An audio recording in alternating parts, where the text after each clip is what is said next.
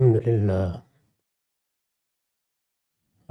للہ رب العالمین والصلاة والسلام علی محمد الامین اعوذ باللہ من الشیطان الرجیم بسم اللہ الرحمن الرحیم۔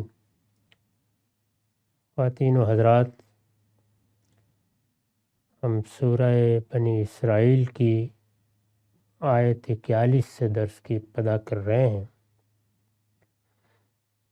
اس سے پیچھے قرآن کے احکام 10 بیان ہوئے، خاتمے میں شرک پر تنبیہ کی گئی، اسی سے پھر مضمون کو آگے بڑھایا اور ان لوگوں سے خطاب شروع ہو گیا جو سورہ کے مخاطبین ہیں۔ فرمایا ہے کہ تم لوگوں پر تعجب ہے، پھر کیا تمہارے پروردگار نے تمہیں تو بیٹوں کے لیے خاص کیا اور اپنے لیے فرشتوں میں سے بیٹیاں لے لی۔ اس آیت کی میں شرح کر چکا ہوں اور یہ بتا چکا ہوں کہ شرک کی وہ کیا نوعیت تھی جو خاص طور پر ان قوموں کے ہاں پیدا ہوتا ہے جو انبیاء علیہم السلام سے براہ راست تعلق رکھتی ہیں، یا جن کے ہاں ان کی تاریخ گم نہیں ہو گئی ہوتی، بلکہ وہ انہی کی نسبت سے دین کو سمجھتی، بیان کرتی اور اس میں بڑی بڑی غلطیاں بھی کرتی ہیں۔ اس کے بعد فرمایا وَلَقَدْ صَرَّفْنَا فِي هَذَا الْقُرْآنِ لِيَذَّكَّرُوا وَمَا يَزِيدُهُمْ إِلَّا نُفُورًا۔ ہم نے اس قرآن میں طرح طرح سے سمجھا دیا ہے، یعنی یہی توحید ہمارا موضوع ہے۔ شرک کی تردید ہر پہلو سے کی جا رہی ہے اور آخرت کی منادی ہے۔ یہ جو بڑے حقائق ہیں یہ تو قرآن مجید میں اتنے پہلوؤں سے بیان ہوئے ہیں کہ اگر ان کو جمع کیا جائے تو ان کے تنوعات کا استقصا مشکل ہو جاتا ہے۔ قرآن مجید اپنی اس خصوصیت کی طرف جگہ جگہ توجہ دلاتا ہے، تو یہاں پر بھی ان لوگوں کو متنبہ کیا ہے کہ اب کوئی کسر رہ گئی ہے۔ ہم نے اس قرآن میں طرح طرح سے سمجھا دیا ہے۔ اس پر میں نے لکھا ہے، یعنی توحید کی حقیقت بھی گوناگوں پہلوؤں سے کھول کر بتا دی ہے اور شرک کی شناخت بھی اس طرح واضح کر دی ہے کہ غبی سے غبی آدمی بھی یہ نہیں کہہ سکتا کہ بات اس کی سمجھ میں نہیں آئی۔ یعنی اگر احکام کے لحاظ سے دیکھیں تو مثال کے طور پر میراث کے احکام 2 جگہ بیان ہوئے ہیں، اسی طرح سے طلاق کے احکام سورہ طلاق میں بیان ہوئے ہیں، بقرہ میں بیان ہوئے ہیں، یا ایک آدھ جگہ اور کچھ ضمنی چیز آئی ہے۔ لیکن توحید اور شرک کا معاملہ تو یہ نہیں ہے۔ توحید اور شرک یا آخرت یہ قرآن مجید کے بنیادی موضوعات ہیں۔ قرآن مجید پیغمبر کی سرگزشت انذار ہے اور انذار کے پہلو سے اس کا موضوعی قیامت ہے۔ قیامت میں لوگ سرخرو ہوں گے توحید پر سچے ایمان کے نتیجے میں۔ اس کی بنیادی دعوت یہی ہے۔ بار بار بتا دیا ہے کہ اگر توحید اور شرک کے معاملے میں کوئی غلطی نہیں کی، جانتے بوجھتے شرک کو اختیار نہیں کیا، تو بڑی توقع ہے کہ اللہ تعالیٰ کے ہاں عفو و درگزر کے مرحلے میں تمہارے لیے بھی کسی نہ کسی درجے میں جنت کا فیصلہ ہو جائے گا۔ لیکن اگر یہی معاملہ صحیح نہیں ہوا، اسی بڑے گناہ کا ارتکاب کیا، تمہارے استکبار نے تمہیں اللہ کے مقابلے میں شریک ٹھہرانے پر آمادہ کر لیا، تو پھر معافی بہت مشکل ہو جائے گی۔ یہ مضمون ہے قرآن کا، چنانچہ اسی کے لیے یہ لفظ تصریف استعمال کیا ہے کہ توحید کی حقیقت ہم نے اس قرآن میں کئی پہلوؤں سے واضح کی ہے، اعتراضات کے جواب دیے ہیں، اشکالات کو دور کیا ہے۔ اسی طرح شرک کی شناخت بھی مخاطبین جتنی بات سمجھ سکتے تھے ہر پہلو سے واضح کر دی ہے، یہاں تک کہ پھر اس قرآن کے خاتمے پر وہ اعلان بھی کر دیا ہے جو سورہ اخلاص میں ہمارے سامنے آتا ہے، اور جس میں چند جملوں میں قرآن کی پوری دعوت توحید کے معاملے میں واضح کر دی گئی ہے۔ یعنی وہ شرک جو کسی کو خدا کی ذات سے یا خدا کو کسی سے قادر قرار دینے میں پایا جاتا ہے، اس کی بھی بالکل واضح الفاظ میں نفی کر دی ہے۔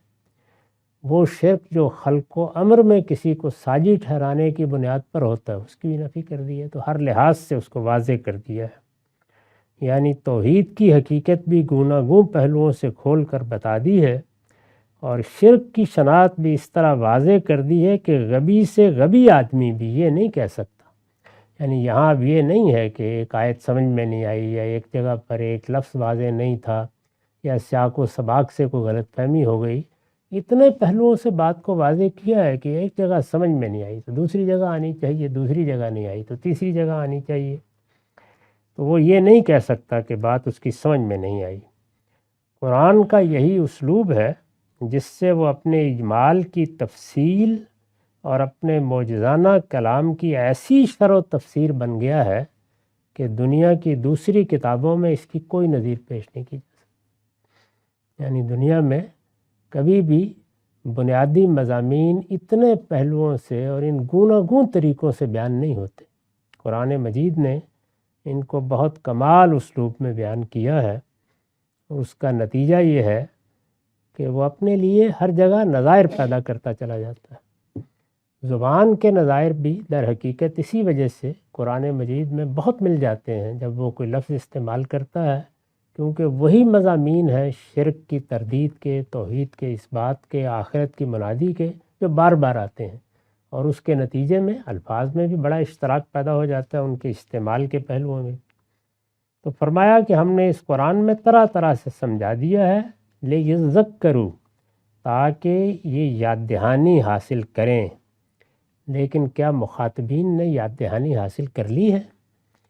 فرمایا وَمَا يَزِيدُهُمْ إِلَّا نُفُورًا، لیکن ان پر افسوس، اس سے ان کی بیزاری ہی بڑھ رہی ہے۔ انسان جب اپنے مقدمات ذہن میں قائم کر کے دوسرے کی بات سنتا ہے، اس کو اس کی جگہ پر رکھ کر سمجھنے کی کوشش نہیں کرتا، اپنے آپ کو تعصبات اور خواہشات سے اوپر اٹھانے کے لیے تیار نہیں ہوتا، تو پھر یہی نتیجہ نکلتا۔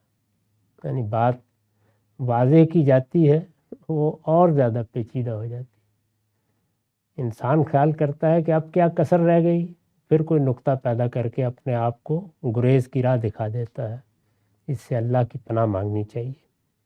صحیح رویہ یہ ہے کہ جب بھی کوئی بات ہماری رائے سے مختلف، ہماری سوچی ہوئی بات سے الگ ہمارے سامنے آئے، تو ہم تھوڑی دیر کے لیے اپنے تعصبات، اپنے تصورات کو ایک طرف رکھ دیں، اور اس بات کو سمجھنے کی کوشش کریں۔ اس شخص کی جگہ پہ کھڑے ہو کر جو بات کہہ رہا ہے، وہ اگر اللہ کا پیغمبر ہے تو پھر تو اور بھی بڑی ذمہ داری عائد ہوتی ہے۔ لیکن کسی عالم، کسی فقیہ، کسی دانشور، کسی مفکر، کسی سیاسی رہنما کی بات بھی اسی طریقے سے سننی اور سمجھنی چاہیے۔ باہمی معاملات میں بھی یہی اصول اور یہی طریقہ ہے۔ اگر آپ اپنے ذہنی تحفظات کے ساتھ دوسرے کی بات سنیں گے تو نفرت پر کھڑے ہیں یا بیزاری پر کھڑے ہیں، تو ہر وضاحت آپ کی بیزاری بڑھا دے گی، اور اگر آپ سمجھنے کی جگہ پر کھڑے ہیں تو دو جملے چیز کو واضح کر دیں گے۔ لیکن ان پر افسوس، اس سے ان کی بیزاری ہی بڑھ رہی ہے۔ قُلْ لَوْ كَانَ مَعَهُ آلِهَةٌ كَمَا يَقُولُونَ إِذًا لَابْتَغَوْا إِلَىٰ ذِي الْعَرْشِ سَبِيلًا، ان سے کہو کہ اے پیغمبر، اگر اللہ کے ساتھ کچھ اور معبود بھی ہوتے جیسا کہ یہ لوگ کہتے ہیں، تو وہ عرش والے پر ضرور چڑھائی کر دینے کی کوشش کرتے۔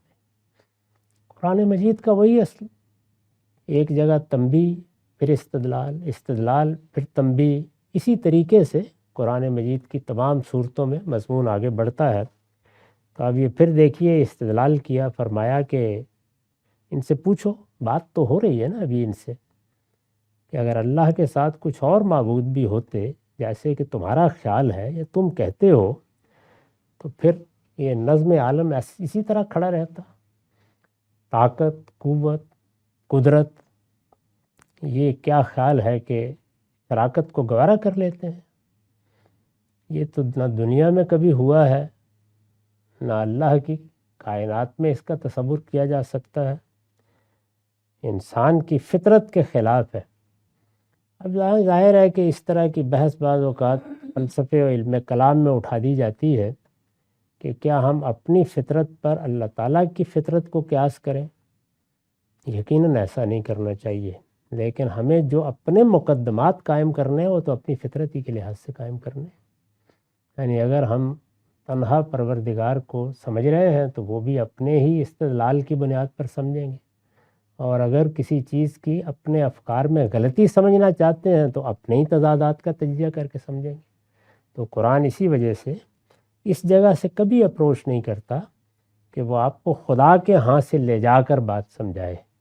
انسان جس جگہ پر کھڑا ہے اس کو اللہ تعالیٰ نے شعور دیا ہے، وہ عقلی مقدمات کے ساتھ اپنی زندگی گزار رہا ہے، اس کے ہاں ایک علم ہے جو ودیت کر دیا گیا ہے، وہ اشیاء پر اس کا اطلاق کرتا ہے، وہ بنیادی تصورات جو اس کے اندر ہیں وہی اس کے علم کا ذریعہ بنتے ہیں، اسے ایک حادثہ اخلاقی دیا گیا ہے، اس کے پاس ایک حصے جمالیات ہے۔ یہی وہ چیزیں جن کی بنیاد پر وہ خدا کا مخاطب ہوا ہے۔ تو خطاب کے لیے تو ایک قدر مشترک چاہیے، یعنی میں آپ کے ساتھ گفتگو نہیں کر سکتا اگر وہ زبان آپ نہ سمجھتے ہوں جو میں بولتا ہوں۔ تو مخاطب جس چیز کو جانتا ہے وہی وہ قدر مشترک پیدا کرتی ہے، وہ لفظ کی بنیاد پر پیدا کرتی ہے، وہ عقلی مقدمات کی بنیاد پر پیدا کرتی ہے، وہ اخلاقی مقدمات کی بنیاد پر پیدا کرتی ہے۔ تو ہماری ساری گفتگو، سارا استدلال یہیں سے ہوتا ہے۔ فلسفے و علم کلام کی بڑی غلطی یہ ہے کہ وہ اس شاہد پر، یعنی یہ جو کچھ اس دنیا میں ہم کو نظر آ رہا ہے، غائب کو قیاس کرنے کی کوشش کرتا ہے۔ یہ ہمارے لیے ممکن ہی نہیں ہے۔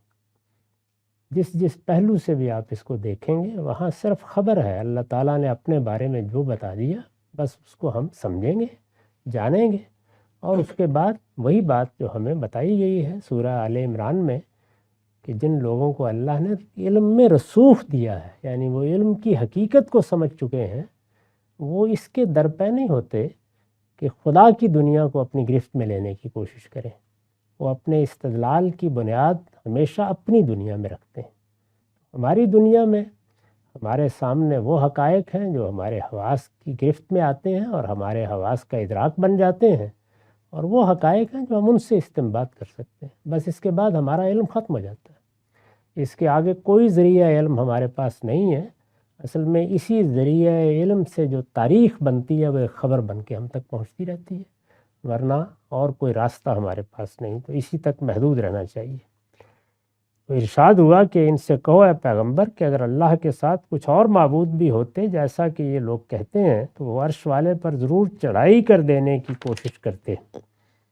اس پر میں نے لکھا ہے اس لیے کہ شراکت، اور وہ بھی خدائی میں شراکت، انہیں کبھی چپ کے ہو کر بیٹھنے نہ دیتی۔ یہ معمولی بات نہیں ہے۔ ہم تو اپنے گرد و پیش میں معمولی درجے کا اقتدار، معمولی درجے کی قوت دیکھتے ہیں، وہ شراکت کو گوارا نہیں کرتی۔ یعنی صرف مفادات ہوتے ہیں جو ایڈجسٹ کرنے پر مجبور کر دیتے ہیں، ورنہ ہر آدمی یہی چاہتا ہے۔ اسی کو بعض فلسفیوں نے بالکل درست سمجھا ہے کہ انسان کی جو 3 جبلتیں ہیں، ایک جو اس کی مادی ضرورتیں ہیں جس کو شکم کی جبلت کہا جاتا ہے، مجھے اپنا پیٹ بھرنا ہے، یہ جب پوری طرح احاطہ کر لیتی ہے تو پھر وہ محاورے میں کہتے ہیں نا کہ ماں بھی اپنے بچوں کو کھا جانے کے لیے مجبور ہو جاتی ہے۔ اسی طرح کا معاملہ جنس کی جبلت کا ہے۔ یہ منہ زور ہو جائے، انسان اس میں اس حد تک غلطان ہو جائے کہ اس کے لیے یہ ایڈکشن بن جائے، تو اس سے نکلنا بھی آسان نہیں ہوتا۔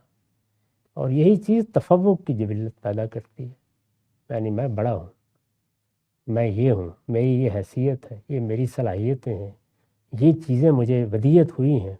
اس وقت پھر یہ بھول جاتا ہے انسان کہ یہ سب خدا کا عطیہ ہے، اور یہ وہ عنایتیں ہیں کہ وہ لمحے میں چھین سکتا ہے، اور اس دنیا میں ہم ابتلا کے لیے آئے ہیں، یہ اکڑنے کی جگہ نہیں ہے، وہ بہرحال اکڑتا ہے۔ اسی تفوق کی جبلت کو سامنے رکھ کر اللہ تعالیٰ نے اپنی بھی ایک صفت بیان کی ہے کہ وہ متکبر ہے، یعنی اپنی بڑائی کا احساس رکھتا ہے، اس کے وہ شایان شان ہے۔ میرے لیے، آپ کے لیے یہ محض حماقت اور بلادت ہے۔ تو اس کو سمجھ کر اس بات کو بھی سمجھنا چاہیے کہ خدائی میں شراکت، یعنی کوئی خدا ہے، کوئی اور معبود ہے، اور پھر وہ چپکے سے بیٹھے رہے، وہ لازماً صاحب عرش سے نزاع اور مخاصمت کی راہ ڈھونڈتے، یعنی پھر باقاعدہ اس کے منصوبے بن رہے ہوتے اس کائنات میں کہ بڑا صحیح، لیکن ذرا دیکھتے ہیں، کوئی راستہ ہم بھی نکالتے ہیں تاکہ خود صاحب عرش بن جائیں، اور زمین و آسمان کا یہ سارا نظام اس کے نتیجے میں درہم برہم ہو جاتا۔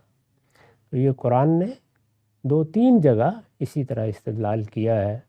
وہاں بھی یہاں یہ کہا ہے کہ اگر اس دنیا میں 2 معبود ہوتے، 2 الہ ہوتے، اس کائنات کے 2 خدا ہوتے تو لفسدتا، یہ زمین و آسمان بالکل فساد کا شکار ہو جاتے۔ اسی بات کو یہاں اس دوسرے پہلو سے بیان فرمایا ہے۔ سبحانہ و تعالی عما یقولون علوا کبیرا، اللہ پاک اور بہت ہی برتر ہے اس سے جو یہ کہتے ہیں، پاک اور برتر ہے۔ یہ جو تسبیح ہے، سبحان ہے، یہ اصل میں اللہ تعالیٰ کے بارے میں اس عقیدے کا اظہار ہے کہ وہ چیزیں جو دوسرے اللہ کی طرف منسوب کرتے ہیں اس کے شایان شان نہیں، یعنی انسان اللہ تعالیٰ کا جو بھی تصور کرے اس میں بعض چیزیں تو ایسی ہیں جن کے لیے اس کو خبر کی ضرورت ہے، لیکن بعض چیزیں ایسی ہیں کہ جو عقلاً محال ہے۔ یہ کیسے ہو سکتا ہے کہ کوئی ہستی خدا بھی ہو اور ایسی ہو، کوئی ہستی خدا بھی ہو اور اس میں یہ صفت ہو یا یہ صفت نہ ہو؟ تو یہ سبحان کا لفظ اصل میں تنزیہ کے لیے آتا ہے کہ اللہ ان سب چیزوں سے پاک ہے جو یہ لوگ اس کی طرف منسوب کرتے ہیں۔ سبحانہ و تعالی عما یقولون علوا کبیرا، پاک اور بہت ہی برتر ہے، یعنی یہ چیزیں تو کہیں وہم میں بھی نہیں آنی چاہیے اس کی ذات کے بارے میں۔ اس وجہ سے شرک کا کوئی شائبہ بھی تمہارے عقائد میں نہیں رہنا چاہیے۔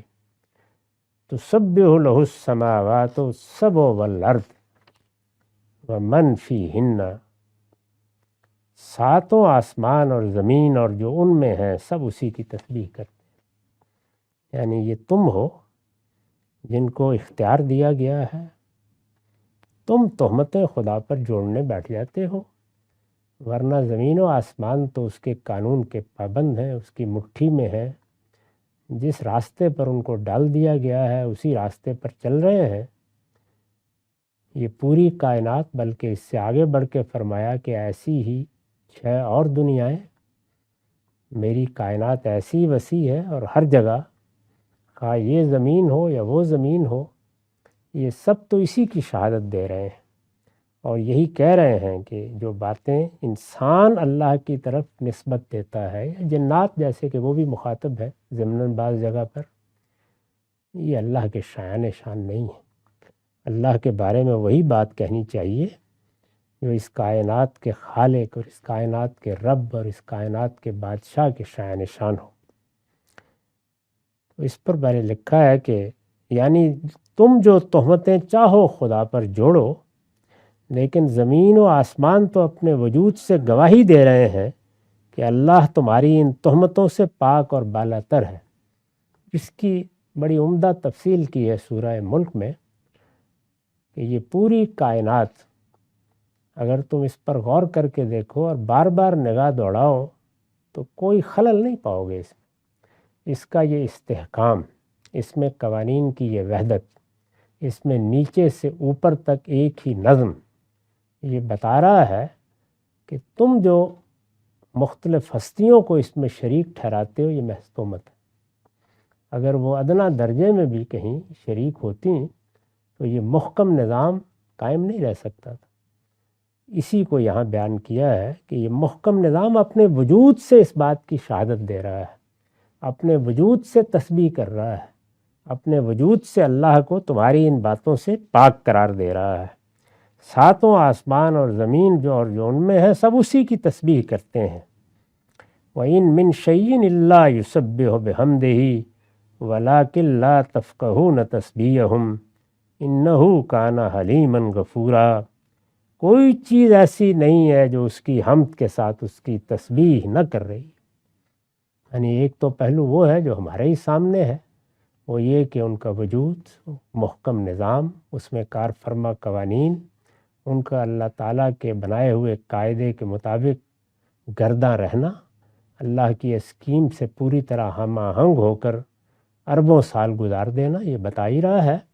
لیکن اس سے آگے بڑھ کر یہ فرمایا ہے کہ ایک درجے کا شعور میری اس پوری کائنات کے ذرے ذرے میں ہے، وہ میری معرفت کا شعور ہے، اور وہ شعور وہ تم شاید نہیں سمجھ سکتے، اس لیے کہ جس چیز کو تم شعور سمجھتے ہو تمہاری گرفت میں اسی کے مماثل چیزیں آ سکتی ہیں، لیکن یہ جمادات بھی، یہ نباتات بھی، یہ سب کسی نہ کسی درجے میں اپنے پروردگار کی تسبیح کر رہے ہیں۔ اور یہ فرمایا ہے یہاں کہ کوئی چیز ایسی نہیں ہے جو اس کی حمد کے ساتھ اس کی تسبیح نہ کر رہی ہو۔ تسبیح اس کو ان چیزوں سے پاک قرار دینا جو لوگ اپنے غلط رویوں، غلط تصورات اور غلط مضمومات سے اس کی طرف منسوب کر دیتے ہیں، اور حمد اس کو ان صفات سے متصف قرار دینا جو اس کے شان شان ہے۔ تو اسی وجہ سے یہ حمد اور تسبیح دونوں ساتھ لگی ہوئی ہیں، یعنی حمد ایک مثبت چیز ہے اور تسبیح ایک منفی چیز ہے جو اس کی حمد کے ساتھ اس کی تسبیح نہ کر رہی ہو۔ فرمایا کہ تعجب ہوا تمہیں، یعنی زمین و آسمان کی ہر چیز، سورج چاند ستارے اس کی تسبیح کر رہے ہیں، وَلَٰكِن لَّا تَفْقَهُونَ تَسْبِيحَهُمْ، وہ کر رہے ہیں۔ حقیقت یہ ہے کہ تم ان کی تسبیح کو سمجھتے نہیں، وہ تمہارے شعور سے بالا تر ہے، لیکن وہ سب ہے۔ اس کے بعد ایک جملے کا حصہ ہے جس پر دونوں طرف سے کلام دلالت کر رہا ہے، لیکن اسے الفاظ میں بیان نہیں کیا، اس کو میں نے کھول دیا ہے کہ تمہاری یہ باتیں تو ایسی ہیں کہ ان پر آسمان ٹوٹ پڑتا، یعنی یہ جو تم نے اللہ کی طرف چیزیں منسوب کر دیں، جس طرح سے جو چیزیں کسی طرح اس کے شائن شان نہیں ہیں، ان سے ایک مائتھالوجی بنا کر بیٹھ گئے ہو، ان کو اپنے عقائد میں درج کر لیا ہے، یہ باتیں ایسی باتیں ہیں کہ آسمان و زمین کا خالق ان کو لمحے بھر کے لیے بھی گوارا نہیں کر سکتا تھا۔ تمہاری یہ باتیں تو ایسی ہیں کہ ان پر آسمان ٹوٹ پڑتا، یعنی یہ کوئی کرنے کی باتیں تھیں۔ کبھی کسی کو اس پروردگار کی ذات میں ساجی بنا دیا، کبھی صفات میں ساجی بنا دیا، کبھی حقوق میں ساجی بنا دیا۔ تمہیں یہی بتایا گیا تھا، اور پہلے دن سے پیغمبروں نے بتایا تھا کہ نہ کوئی اس کی ذات سے ہے، نہ وہ کسی کی ذات سے ہے، وہ تو یگانہ اور یکتا ہے۔ اور یہ بھی بتا دیا گیا تھا کہ الا لہ الخلق والامر، یہ پوری کائنات بھی اس کی مخلوق ہے، اس میں کسی کا کوئی حصہ نہیں ہے، کسی نے یہ بوجھ نہیں اٹھایا، وہی بنانے والا ہے اور وہی اس کا نظم بھی چلا رہا ہے، اس میں بھی کوئی ساجی نہیں ہے۔ عام طور پر جو شرک کی بنیاد پر ایک خداؤں کی انجمن بنائی جاتی ہے، اس میں تقسیم کار کا اصول اختیار کیا جاتا ہے۔ اس کو اگر اس وقت آپ دیکھنا چاہیں تو سب سے بڑھ کر ہندو دیو مالا میں اس کا ظہور ہوا ہے، یعنی برہمائی خالق ہے، لیکن پھر اس کے بعد دنیا میں جو دونوں چیزیں نمودار ہوتی ہیں، ایک وہ خیر جو پیدا ہوتا ہے، وہ نعمتیں جو انسان کو ملتی ہیں جس کے نتیجے میں دنیا چل رہی ہے، اور دوسرے جو عالم اس میں آتے ہیں۔ یہ تو بہرحال ایک حقیقت ہے کہ یہ دنیا اپنے اندر بہت سے وہ پہلو رکھتے ہیں کہ جو گرفت میں نہیں آتے، لیکن وہ ہیں بہرحال، تو انہوں نے ان کو وشنو اور شیو میں بانٹ دیا۔ اور اس طریقے سے جیسے کہ مجوسیوں کے ہاں یزداں و اہرمن کی تقسیم ہو گئی، تو یہ فرمایا کہ نہیں، یہ سب اسی پروردگار کے ہاتھ میں ہے، ان میں سے کوئی کسی درجے میں بھی اس کا شریک نہیں ہے۔ تو یہ باتیں تم اس کے بارے میں کہتے ہو، زمین و آسمان کے پروردگار کے بارے میں۔ تم پر آسمان ٹوٹ پڑتا، کیوں نہیں ٹوٹ پڑا؟ اس پر ہے یہ جملہ انہو کان حلیما غفورا، اس میں شبہ نہیں کہ اللہ بڑا ہی بردبار اور بڑا ہی درگزر فرمانے والا۔ ایک بار اس نے مہلت دے دی ہے تو اب تمہاری یہ باتیں سن کر جوش میں آ کے تلپٹ نہیں کر دیتا، بلکہ اسی مہلت کے قاعدے ضابطے بنا دیے گئے ہیں، اور پھر وہ دیکھتا ہے جتنی مہلت کسی کو دی ہے اس میں جو جس نے کہنا ہے وہ کہتا ہے۔ البتہ کبھی کبھی دنیا میں جب اس کی دینونت برپا ہوتی ہے تو پھر وہ بتاتا ہے کہ اس کا حساب کیسا ہوگا، جس کو دوسری جگہ کہا ہے سری الحساب یا سری العقاب، اور اس کا انتقام کیسا ہوگا، پھر اس موقع پر یہ بات واضح ہوتی ہے۔ لیکن عام حالات میں تو وہ بڑا ہی بردبار ہے، بڑا ہی درگزر فرمانے والا ہے، جو کہنا چاہتے ہو کہتے ہو۔ چنانچہ یہ معلوم ہے کہ دنیا کی تاریخ میں جب ہم پیچھے نگاہ ڈالتے ہیں تو قرآن نے یہ تو بتا دیا ہے کہ ابتدا توحید ہی سے ہوئی تھی۔ اللہ تعالیٰ نے پہلے انسان کو پیغمبر بنا دیا، اور اس طرح کان الناس امتً واحدہ، لوگ ایک ہی راستے پر تھے، ایک ہی طریقے پر تھے، ان کے ہاں کوئی مذہبی اختلاف نہیں تھا، انہوں نے کوئی شرک ایجاد نہیں کیے تھے۔ پھر انحرافات پیدا ہونا شروع ہوئے، اور جب انحرافات پیدا ہونا شروع ہوئے تو پھر ہم نے یہ دیکھا کہ وہ دور آیا دنیا میں جس میں شرک دنیا پر حکومت کر رہا، عالمی سطح پر شرک کی حکومت قائم رہی ہے۔ یعنی کم سے کم 3,500-4,000 کی تاریخ سے اب ہم واقف ہیں کہ وہ کس شان سے قائم رہی، کس طریقے سے دیوی دیوتاؤں کی انجمنیں وجود میں آئی ہیں، کس طرح سے اس کی بنیاد پر فلسفے بنے ہیں، اس کا ظہور ہندوستان میں کس طرح ہوا، اس کا ظہور مشرق بعید کے ملکوں میں کس طریقے سے ہوا، اس کا ظہور جو اولاد یافت آباد ہے جہاں جہاں وہاں کس طرح سے ہوا، اسی طریقے سے مصر میں، اسی طرح سے یونان میں۔ تو اس ساری دنیا میں شرک کی حکومت قائم ہوئی ہے ایک زمانے میں، اور ہزاروں سال تک قائم رہی ہے۔ وہ بردبار اور درگزر فرمانے والا درگزر ہی فرماتا رہا، یعنی زمین پر جیسے یہاں کہا ہے کہ کیا یہ بات ایسی تھی کہ اس کو برداشت کر لیا جاتا، دوسری جگہ یہی تعبیر جو میں نے یہاں جملے کا حذف نکال کر واضح کی ہے، خود قرآن کی اپنی تعبیر ہے کہ زمین پھٹ جائے، آسمان پھٹ جائے، کیا بات کر رہے ہیں؟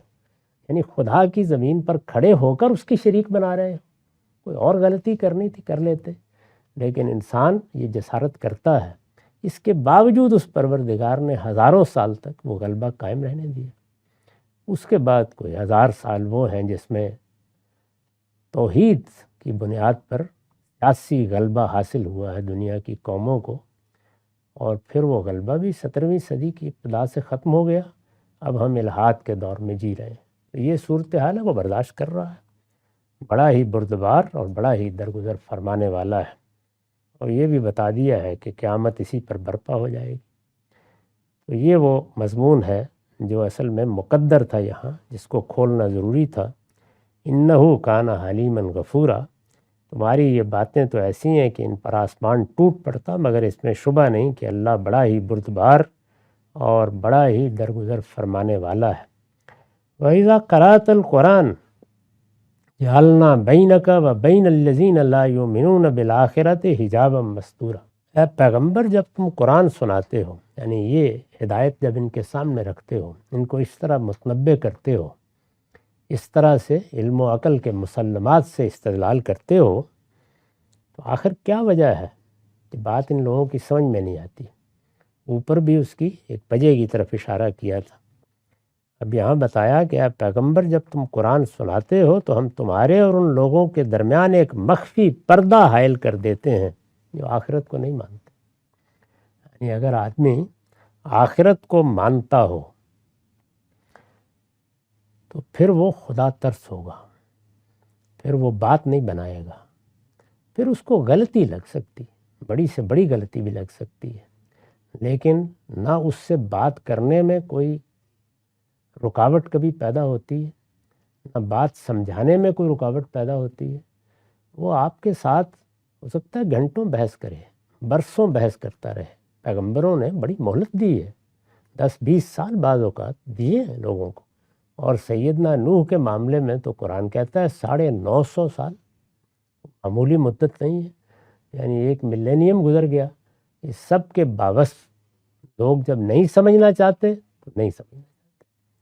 تو یہ وہ چیز ہے جس کو یہاں بیان کیا ہے کہ جب آخرت پر سچا ایمان نہ رہے تو انسان پھر اس دنیا کے اندر کھڑے ہو کر چیزوں کو اپنے ذہنی، فکری، نفسی، جبلی مفادات کے تحت دیکھتا ہے، اور جب وہ اس زاویے سے چیزوں کو دیکھتا ہے تو اس کے اور حق کے درمیان پردے حائل ہونا شروع ہو جاتے ہیں۔ یہ وہ پردے ہیں جو لازمی نتیجے کے طور پر پہلے حائل ہوتے ہیں اور پھر اللہ تعالیٰ ان کو گہرا کر دیتا ہے۔ انہی کا آخری بیان وہ ہے کہ پھر ہم ان کے دلوں پر مہریں لگا دیتے ہیں، تو خاتمہ ہو جاتا ہے۔ اس کو بیان کیا ہے فَلَمَّا زَاغُوا أَزَاغَ اللَّهُ قُلُوبَهُمْ، جب یہ ٹیڑھے ہو گئے تو اللہ نے پھر ان کو ٹیڑھا کر دیا۔ تو فرمایا کہ جب تم قرآن سناتے ہو تو ہم تمہارے اور ان لوگوں کے درمیان ایک مخفی پردہ حائل کر دیتے ہیں جو آخرت کو نہیں مانتے، اور ان کے دلوں پر غلاف ڈال دیتے ہیں اور کانوں میں گرانی پیدا کرتے ہیں کہ نہ اس کو سمجھے نہ سن سکیں۔ یہ آخری درجے کی محرومی ہے جو اللہ تعالیٰ سزا کے طور پر لوگوں پر مسلط کر دیتا ہے۔ میں نے لکھا ہے کہ یہ اس سنت الہی کا بیان ہے جس کے تحت جب کوئی شخص یا گروہ حق کے مقابلے میں سرکشی اختیار کر لیتا ہے تو کچھ عرصے کی مہلت کے بعد اس کی وہ صلاحیت ہی سلب کر لی جاتی ہے جو حق کو پانے اور اس تک پہنچنے کے لیے خدا نے ہر انسان کو دے رکھی۔ وہ چیز ہی ختم ہو جاتی ہے۔ اس کے بعد صرف عذاب ہی کا انتظار ہوتا ہے جو رسولوں کی طرف سے اتمام حجت کے بعد لازماً آ جاتا ہے، دنیا میں آ جاتا ہے، اور آخرت میں بھی جن لوگوں کا معاملہ ہے وہ ہو جائے گا۔ تو یہ توجہ دلائی کہ اگر بات تمہاری سمجھ میں نہیں آ رہی تو ذرا اپنے باطن کی طرف دیکھو کیا ہو گیا ہے۔ اقول قولی ھذا واستغفر اللہ لی ولکم ولسائر